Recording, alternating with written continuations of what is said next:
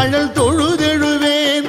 இடரினும் தளரினும் எனதுரு நோய் தொடரினும் உன் கழல் தொழுதெழுவேன். கடல் தனில் அமுதொடு கலந்த நஞ்சை மிடரினில் அடக்கிய வேதியனே.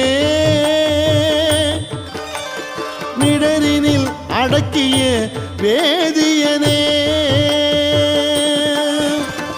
இதுவோ எமை ஆளுமாறு ஈவதொன்றெமக்கு இல்லையே.